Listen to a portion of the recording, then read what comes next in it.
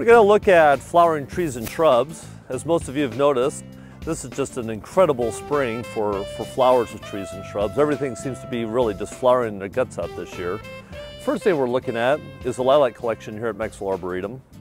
As you can tell, lilacs really come in a variety of colors, anywhere from kind of a red to a deep purple to a lilac color, more of a kind of a lighter purple.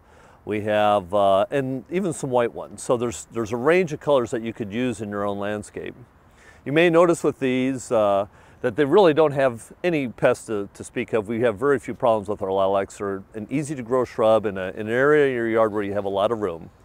Remember that with these, we want to wait on our pruning with these now until after flower. We'll come in and take out, 2 or 3 of the biggest canes in each shrub itself, and that really helps eliminate any borer problems we may have later on. Viburnums are a little later than the lilacs.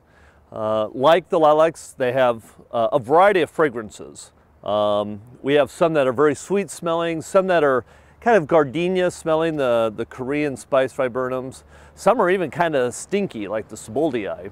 So there is a variety. The other thing with viburnums you'll see is, as you go to your nursery, some can be quite low growing, others are almost tree forming, can be used as small trees with a little encouragement through some pruning, as you can see with this black haw here that we're kind of allowing to get a little taller.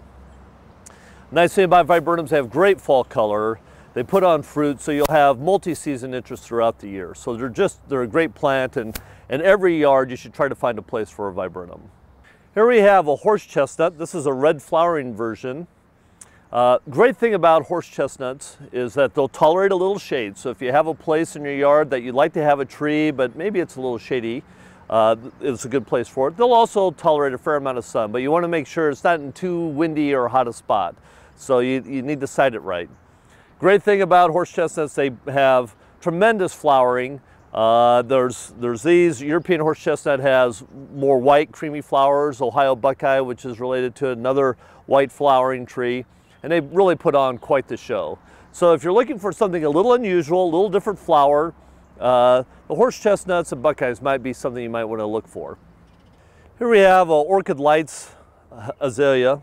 The azaleas that we try to plant here on campus, most of them are part of the Light series, which come out of the University of Minnesota.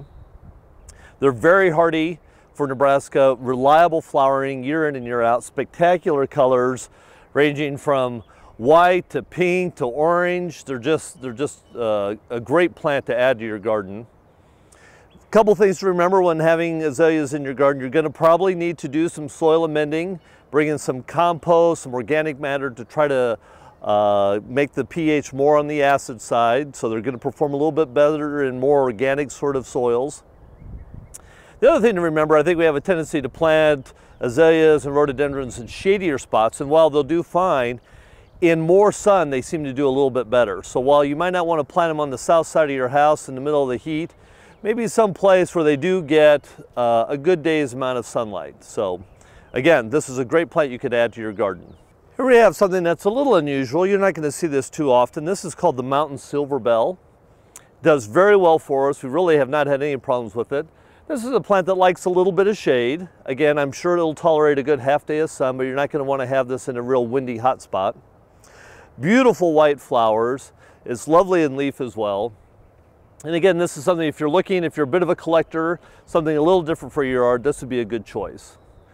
Things that you've probably seen in your community, the crabapples are doing great this year. It seems like they've saved up a lot of energy to really put on a flowering show for us this year. White buds and red buds are always good additions to any yard if you're looking for a small tree. Those two plants do very well in Nebraska. Think about when you're laying out your garden and using these flowering trees and shrubs, something that offers year-round interest. Good fall color, is handsome in the winter, has nice flower, maybe set some fruit, or combine some things so that you have season-long interest.